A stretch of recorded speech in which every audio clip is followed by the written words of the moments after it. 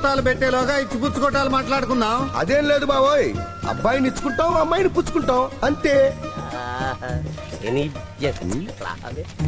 ఏమయ్యా పంతులు, ఇంతసేపు చూసావు, ఇన్ని పేజీలు తిరగేశావు, నీకు మంచి ముహూర్తమే దొరకలేదా? అదే చూస్తున్నానండి. వచ్చే శ్రావణ మాసం దశమి శుక్రవారం తెల్లవారుజామున దివ్యమైన ముహూర్తం ఉంది. ఏమయ్యా నీకేమైనా మెల్లకన్నా? కాదండి, స్ట్రైట్ గా.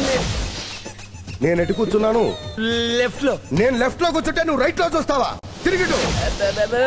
వద్దండి, శివాలయంలో శివుణ్ణి, విష్ణు ఆలయంలో నరసింహస్వామిని ఏ నంది చోటు నుంచో బింది చోటు నుంచో చూడాలి తప్ప స్ట్రైట్ గా చూస్తే బూడిదే. అదేం కాదు త్రిమూర్తులు, కంటి చూపుతో చంపేసే వంశం అట కదా మీది. ఎవడన్నాడు ఆ మాట? ఇంకెవరు? ఆ పంతులే అన్నాడు. ఏం పంతులు? నేనేదో అన్నాను, ఈయనేదో విన్నాడు, అది మళ్ళీ మీతో ఇంకోలా అదే ప్రయత్నంలో ఉన్నాడు. పంతులు ఆగు, రా వెనక్కి. వస్తున్నా నా దగ్గరికి. వచ్చేసా. నా కళ్ళల్లో కళ్ళు పెట్టి చూడు, సూటిగా చూడు, డైరెక్ట్ గా చూడు. ఏ చచ్చిపోయావా? మరెందుకన్నావా మాట? వేరే పెట్టి కన్ను కొడుతున్నా. తప్పు. నన్ను పెద్దవాడివి, కూర్చో. అయ్యా మీరు నిజంగా దేవుడు. మరి నేను? అయ్యా మీరు ఆపండి. రాజుదారి గోదాట్లో పడ్డవాడైనా బతుకుతాడేమో గాని తమ ముందు నోరు దానివాడు బతకడని అనుభవం మీకు తేలింది. అప్పుడే మన ఇంటికి పెళ్లి కళ వచ్చేసింది. ఇప్పుడు బానే ఉంది. ఈ ముహూర్తాల విషయం రేపు మా ఆడబిడ్డకి తెలిసి దిగిందంటే ఉంటుంది యుద్ధం.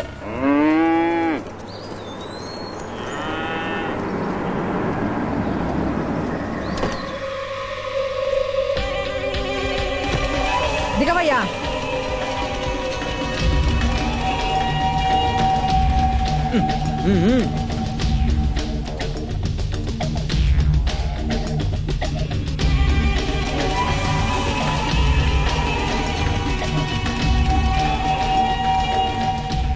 ఈ పెళ్లి చెడగొట్టి నా కూతుళ్ళిద్దరిలో ఒకదానికి సాంబశివరావుని కట్టబెట్టి ఆనందంతో టపాకాయలు కాల్చిగాని ఈ ఊళ్ళో నుంచి కదలను. చీపుగా టపకాయలంటే అవసరమైతే ఇల్లే కాల్చి పడేద్దాం. హలో సైదులు. ఏమయ్యా సైదులు, పెళ్లింటికి వస్తా నవ్వుతూ రావాలి గాని కసుబుసులాడతావేంటి? కసుబుసులాడడం కాదురా, భరతనాట్యం ఆడతాను. భరతనాట్యం డిస్కో. నీకెందుకురా? బాబాయ్ అంటే నన్ను కొట్టావేంటన్నా? ఇప్పుడు బాబాయ్ అని నిన్ను కొట్టాను, నిన్న బాబాయ్ ఇట్ట కొట్టావేంటా బాబు? హ్యాబిట్. నీ హ్యాబిట్ పాడు గారు. కారణం లేకుండా కొడతావేంటా? కారణం ఉండే కొట్టాలా? కారణం లేకుండా కొడతాను, కారణం ఉండి కొడతాను, కారణం తెచ్చుకొని కొడతాను. ఎవరు? సైదులా. ఇప్పుడే నీ గురించి అనుకుంటూ ఉన్నాం. నీకు 100 ఏళ్ల ఆయుష్. ఏం కాంతం, బాగున్నావా? లేదమ్మా, జబ్బు పడ్డాం. నువ్వేదో మంది ఇస్తావంటగా మందు, అందుకని వచ్చాం. నేను మందు ఇవ్వడం ఏమిటే? ఇదిగో తీసుకోండి. నీకు మందు పెట్టే అలవాటుందిగా. ఈయన మేనల్లుడికి మందు పెట్టే కదా నీ కూతురికి వాల్చుకున్నావు. ఇదిగో సూర్యకాంతం, తెలిసి తెలియకుండా మాట్లాడకు. ఒళ్ళు దగ్గర పెట్టుకుని మాట్లాడు. ఏం మాట్లాడావమ్మా? ఏం మాట్లాడావా? ఏమమ్మా వదినమ్మా, ఏమిటి నీ ఉద్దేశం? మా ఆవిడికి గోధుర కప్పులా నోరుంది అనేగా నీ ఉద్దేశం? గయ్యాళి గంపలా అరుస్తుంది అనేగా నీ ఉద్దేశం? నువ్వు మా సూర్యకాంతం ఒక బండ రాక్షసి, ఒక పరిగిమాలింది, ఒక నీచం. ఏమయ్యా, నువ్వు వాళ్ళని తిడుతున్నావా నన్ను తిడుతున్నావా? నాకు అర్థం కావడం లేదు.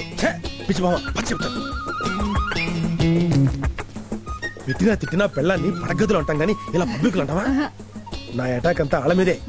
ఈలోగా నువ్వు వెళ్ళి మా అక్క మీద మురుగు, మీద పడి కలిసి అంతే. అవునయ్యో, నేను వెళ్ళి మెక్కతోనే పెట్టుకుంటాను. చీరకి చీరే కరెక్ట్. రాజ్యం ఈస్ట్ గోదావరి మీద సవాల్, వెస్ట్ గోదావరి మీద గోల్మాల్. నన్ను క్షమించొదినా, మా ఇంట్లో బోరు పాడైపోతే అరగంటలో బాగు చేయించగలిగాను. కానీ ఎప్పటి నుంచో పాడైపోయిన మా ఆవిడ నోరు మాత్రం మోయించలేకపోతున్నాను. నీకు తెలుసుగా అన్నయ్య, ఆడది కుళ్ళుతనంతో చూస్తే కుటుంబాలే నాశనం అయిపోతాయి. అందుకే దాని దిష్టి మన ఇంటి మీద పడకుండా ఉండడం కోసం రాక్షసులా అడ్డం పడ్డాను. నీలాంటి మంచోళ్ళుంటే మాకే దిష్టి తగలదయ్యా. ముందు గారెలు తిని. ఏమమ్మా, నా కూతుళ్ళకి నీ కోడలయ్యే హక్కు లేదా? ముహూర్తాలు పెట్టుకునే ముందు నా కూతుళ్ళ గురించి ఒక్క క్షణం ఆలోచించావా? ఆలోచించే టైం ఎక్కడిది? కళ్యాణం వచ్చినా కక్కొచ్చినా ఆగదు కదా. ఎందుకు ఆగదు? ఎందుకు ఆగదు అంట. బస్సులో కక్కొస్తే నేను చాలా సార్లు ఆపుకున్నాను. మీరు కళ్యాణం ఆపుకోలేరా? ఆపుకోవాలంటే వచ్చిన కడిపే ఆపుకోవచ్చు. అసలు మమ్మల్ని గడప తొక్కకుండా చేయాలని ప్లాన్ చేశారులే. నిన్నెప్పుడు తక్కువ చేయను సూర్యకాంతం. రారా తమ్ముడు, బాగున్నావా? నా సంగతి ఏం గానీ ముందు నా కూతుళ్ళ సంగతి తెలుసు, లేకపోతే నువ్వు నా అక్కవన్న సంగతి కూడా మర్చిపోతాను. జాగ్రత్త, అర్థమైందా? అర్థమైంది. అన్నట్టు మీ అమ్మాయిని అమెరికా పంపిద్దాం అనుకున్నారు కదండి. నా కూతురు అమెరికా పంపించి ఒకదాని జార్జి బుష్ కి, రెండో దాన్ని సద్దాం హుస్సేన్ కి పెళ్లి చేద్దామని. ఏదోనండి, మీ అమ్మాయిల గురించి పొరపాటుగా వాగారండి, క్షమించండి. పొరపాటు అంటే అసలు ఆ ఇంటికి ఇంటికి ముడిపెట్టింది నువ్వేనంటగా. ఆ బ్రోకరేజ్ ఏదో మాకు చేసి పెడితే 10 ఎకరాల పొలం రాసిచ్చేదానిగా. ఏమా బ్రోకరేజ్ చేసే బతుకు కాదు మాది. ఊళ్ళో బట్టలు లేవా, రేవులో బండలు లేవా? అయ్య బాబోయ్, కనుగొట్టారండి అమ్మగారు. పెళ్ళైన కనుగొట్టారండి. మా ఆయన నీకు కనుగొట్టాడా? ఏమయ్యా? ఏమే పెళ్ళి ఈ నేలైంది, నీకే నేను కనుగొట్టలేదు, అలాంటి దాన్ని కనుగొట్టారంటే ఎలా నమ్ముతావే? ఏమే మొగోడు అనేవాడు ఈ రోజుల్లో ఒక్క భార్యను మెయింటైన్ చేయడం ఎంత గొప్ప విషయం తెలుసా? అలాంటిది నా గుదిబండ నాకుండగా నేను నీ కన్నుకొట్టి నెత్తి మీద ఎక్కించుకుంటాను ఎలా అనుకున్నావు? ఇంపాసిబుల్. అయ్య బాబోయ్, ఈయన మళ్ళీ కనుగొట్టేసారండి బాబు నాకు. అమ్మగారు ఇంకా లాభం లేదండి. ఈయన గడియారంలో ముల్లాగా నాకు టిక్కు టిక్కు టిక్కు అని కనుగొట్టేస్తున్నారు. ఇక నేను రంగంలోకి దిగేస్తాను. దీనికి అర్థమయ్యేటట్టు చెప్పవే, ఇది నిజంగానే కన్నుకొట్టాను అనుకుంటుంది. నువ్వు చెప్పవే. చాలేవే, వరస కలిసిందే మరదలా అంటే సరసం ఆడదాం రమ్మందట. నీలాంటిది వాడి కంట్లో ఏదో నలకపడి కన్ను అదురుతోంది. దానికి నువ్వు చాటంత గొడవని చాపంత చేస్తావే. నువ్వు ఉండకాయ్, ఆ లెక్కకొస్తే చాటను మూటంతా చేస్తావు. రా చూసుకుందాం దమ్ముంటే. రండి, ఉతకడం మాకు తెలుసు. పాపం పాపం పాపం ప్రమిల్ని ఏమనొద్దు బాబాయ్. ప్రవీణ్ ఏమనొద్దు, మీ అమ్మనే ఏమనొద్దు, మీ బాబుని ఏమనొద్దు. అసలు ఈ పెళ్లి కొప్పుకున్నా ఎదవేడే మీ బావా? లోపల లోపల లోపల లోపల లోపల లోపల ఉన్నాడు కాదు. అసలు నువ్వే వాడిని ఇష్టపడ్డావు, వాడే నేను ఇష్టపడ్డాడు. ఇప్పుడే తెలిసేయాలి ఎక్కడున్నాడు వాడు. రై సాంబా, తమ్ముడు, అత్తయ్య. రై సాంబా రారా. మావయ్య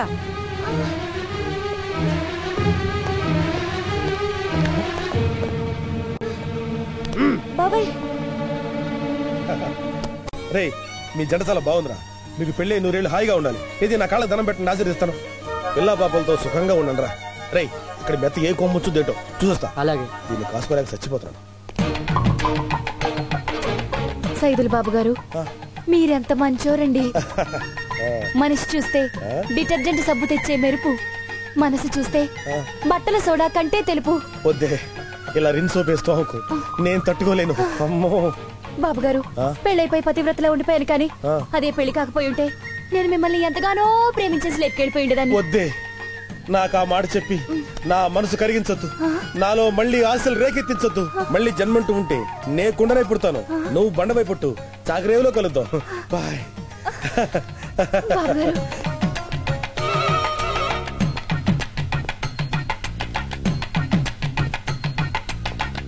ఇదిగో రాజ్యం, ఈ పాపం ఊరికే పోతుందనుకో.